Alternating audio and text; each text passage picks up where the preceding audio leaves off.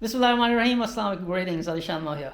Thank you very much for your interest in my 3D printed COB-H1 military RC helicopter fuselage for FlyWing Bell 206. And also thank you very much for all those who have already purchased it and planning to purchase it. Now in this video, I'm going to show you some of the improvements that I have made to this design for your better and safer flight experience. And also in this video, I'm going to talk about some very important points that will definitely prevent your helicopter from crashing. So please do focus on those points in this video. There's a complete section about that, so do watch that all the way. Now those who have already purchased and downloaded the files, don't worry, you can go back to whichever platform you bought it from and re-download the models, and you will have the updated files free of cost. In case you are not able to do it, just email me and I will happily send you all the updated files and updated design of this helicopter totally free of cost.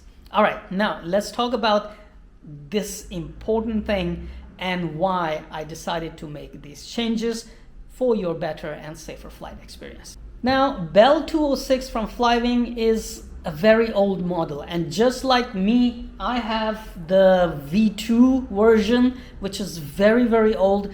Many of you out there might have V2 or V3, which are very old. Now, over the time when flying this helicopter and flying this module into different contraptions, I have found some of the flaws in this helicopter. One of the biggest issue that many people, even with Bell 206 fuselage, that people face is the excessive vibration. The helicopter vibrates when spooling up, and when it's spooling down, it vibrates a lot. A lot of people have complained about it and even had some landing or takeoff crashes because of that. So to eliminate those vibrations, then FlyWing actually released different upgrades, upgraded head, stuff like that. But if you don't have it, just like me, you have the old school, just like me, you still have the old Bell 206, you might be facing vibration issue, and you will have the vibration issue when you install this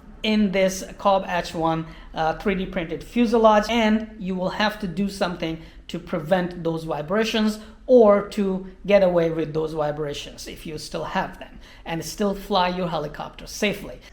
Now, to remove the vibrations, you must make sure that your main shaft is not bent and your blades are balanced. Well, everybody says that. I did say it, I did do it, and still you might face vibrations. Why? Because over time, as you can see, I don't know you can hear it or not, but I can feel it. The bearing that is holding the main shaft, one bearing here and one bearing down, it is somehow now getting loose, and there is a little, very tiny play in that bearing there, and I cannot remove it, and I cannot get rid of that play unless I order a new bearing and install it. So until then, the whole assembly right here, as you can see, there's a tiny play, and that can cause the vibration.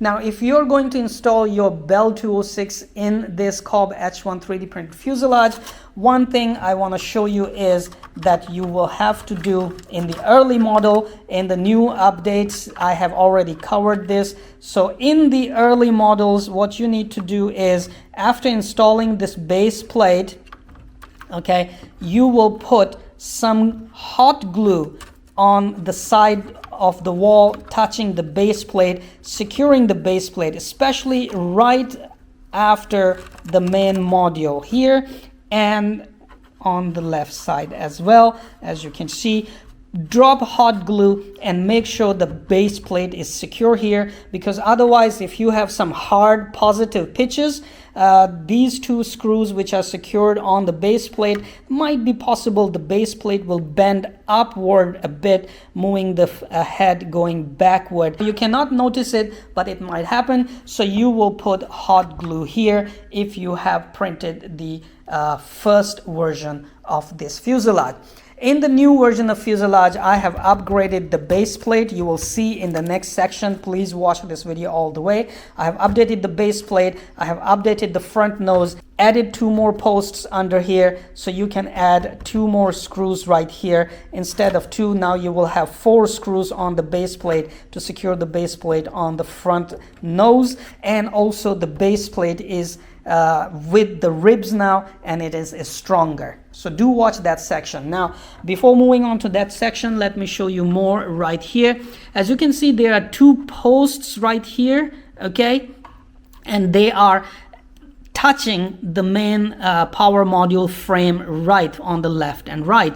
What I want you to do is drop 1 drop of CA glue or any kind of glue that you can later remove. The idea is to stick these posts on this power module frame, okay? Otherwise, there might be possibility it will, you know, vibrate and make sounds inside this mid shell, like grrr, that kind of sound, and that can actually, this is a flawed design from FlyWing. These things, when they get old, these connectors, servo to swash plate, they do come out. So if you have an excessive vibration, they will come out and you will have a crash. So I would suggest you glue these 2 posts to the frame, and you know, kind of glue that you can remove later. So should you want to remove the fuselage from, should you want to remove this frame and put back in Bell 206 fuselage, so just glue it a bit that it will stick to the main frame.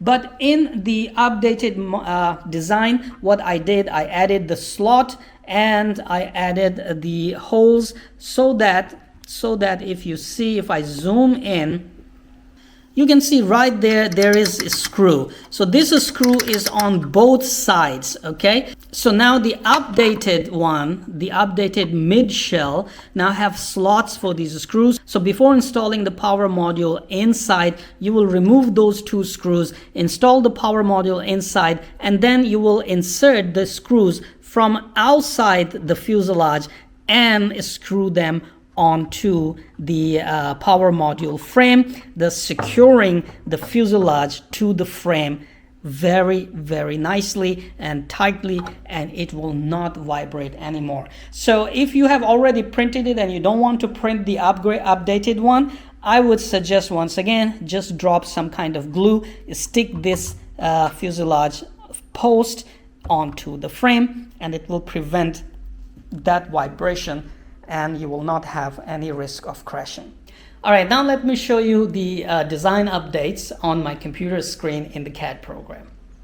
Now, first off, because the fuselage wasn't able to stand straight when there was no battery, okay, it was always going down from the tail side. So I added a tail leg right here, as you can see, and you can just simply print it and stick it with CA glue very easily, okay? Now coming to the hatch, as you can see that I have this hatch pin right here to lock it with a rubber band. So if you're not the fan of a rubber band, I actually did this little pin right here, okay?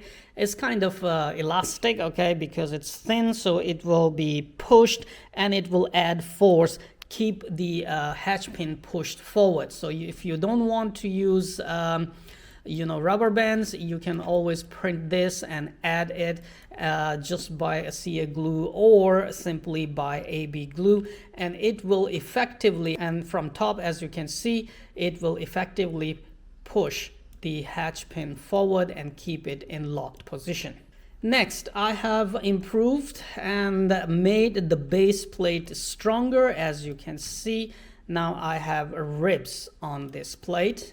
And just by adding these ribs, this makes the plate very strong. Now the plate will not bend. I was worried that at some point when you have a hard positive pitch punch, the plate might bend from the middle because the fuselage, because the power module ends right here, and obviously it will pull the plate up from the middle. So making the plate stronger will eliminate the possibility of it warping or bending. And also I added 2 holes plus supports on the front side of the shell right under here, as you can see. Okay, let me just remove the base plates and show it to you. Before, the base plate was mounted with 2 screws on the front. Now you have 4 screws. So when you have a base plate here, you put 1, 2, 3, 4 screws, and it makes the base plate more secure in the front nose, and also prevents the possibility of bending it upward or bending it or warping it during the high positive punches or G-forces. So if you want to add 2 more screws, you can do it the same way like the front side. You have to put 2 polygon nuts inside, just like you did on the front side. You can put 2 more here and add screws easily. But if you do not want to use 2 more screws, I found hot glue works really well. What you can do is, after everything installed, you can drop the hot glue right on top of the base plate on left and right sides, eventually effectively securing it on the front nose, and it will prevent the bending when it has high G forces due to the hard positive punches. Next, I did changes on the shell mid. There are some very important changes here, so you do want to print a new version. Otherwise, I will give you solution for those who have already printed the older version. First off, I added a cover right here because it was a very open gap, so I covered it.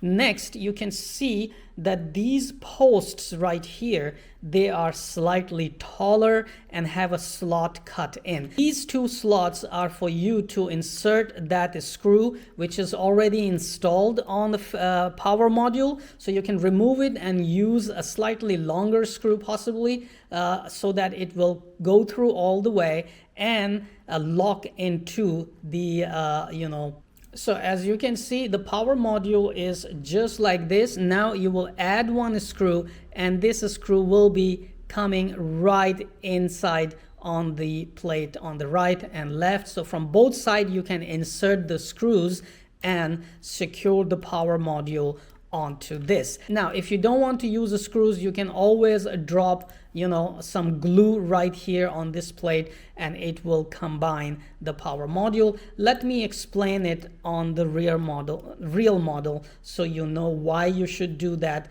and why I made these changes. So these were the changes.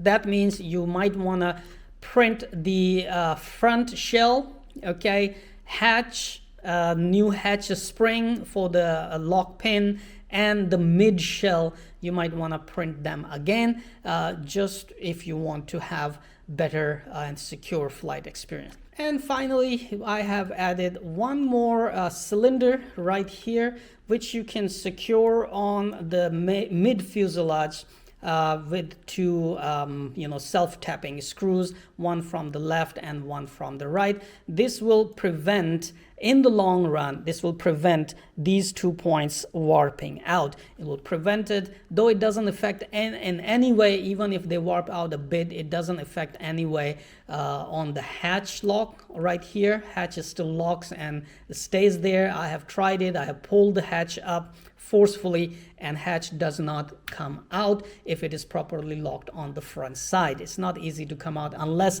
you push them open a whole lot, then the hatch will come out, which is not going to happen in the flight, even if the swash plate somehow touches on top of that due to the high pitches you have set. All right, thank you very much for watching this video. I hope you have understood the important points that I have explained, and it will ensure a better and safer flight experience for all of you using the COB-H1 3D printed military attack helicopter fuselage. And if you have already purchased this design, please do make sure to download the updated one, and you can always print them as you like. If you don't want to print them, once again, as I said, I have shown you the methods to cure the stuff in the earlier design and still have a better and safer flight experience. Have fun and let me know if you have any questions. Don't forget to comment or contact me directly. I wish you all fun-filled, happy, and safe flights. Crash, rebuild, bounce back, that's what I do.